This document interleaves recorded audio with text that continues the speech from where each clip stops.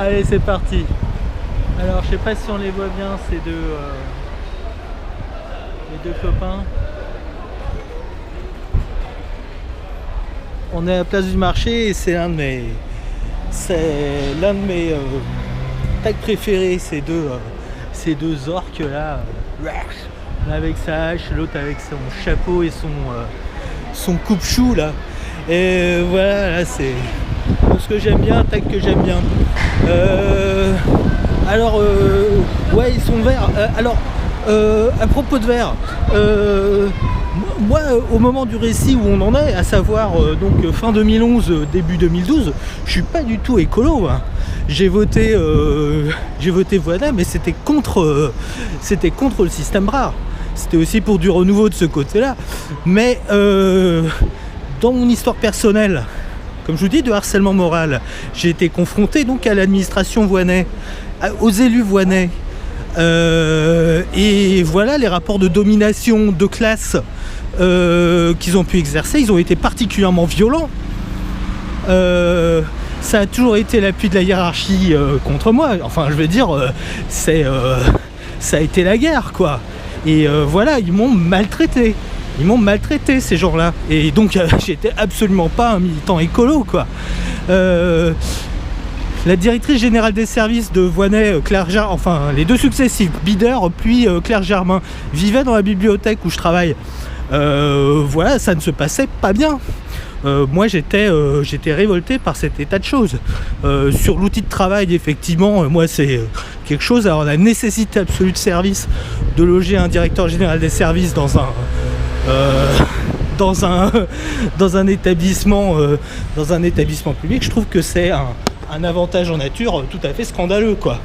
Donc effectivement, voilà, les élus, les adjoints au maire, pour certains, les collabs de Dominique Voynet, pour certains qui sont devenus des copains, c'était des adversaires, des mecs qui m'ont fait des crasses pas possibles. Donc voilà, en 2011-2012, je suis pas du tout un pro écolo, un pro Voynet. Au contraire, je reviendrai sur ma rencontre avec Voynet aussi. Elle a un rapport aussi avec l'affaire.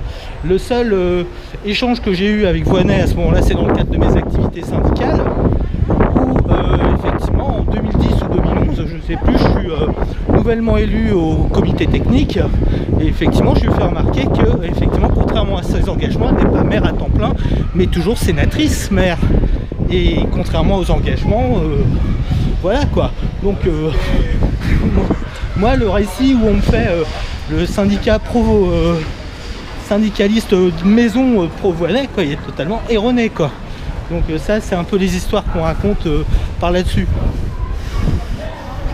Donc quand je commence à entendre parler par la voie syndicale de ce qui se passe au Méliès, effectivement, je me dis, allez, c'est reparti, il faut encore de la merde sur les histoires de harcèlement moral, comme ils ont fait, qu'enfin, je veux dire, là, c'était un des débats du moment, comment on traite, effectivement, les questions de souffrance au travail et de risques psychosociaux. C'était hallucinant. Et voilà, j'étais la dernière personne avec qui ils voulaient en faire voir, quoi. Alors, là, j'arrive au bout pour aujourd'hui. J'ai appris un scoop aujourd'hui, quelque chose que je garde pour plus tard, qui va un peu changer la donne. Donc là, on est effectivement à l'ancien Méliès. Ça n'a pas changé depuis 2015 quand même, hein.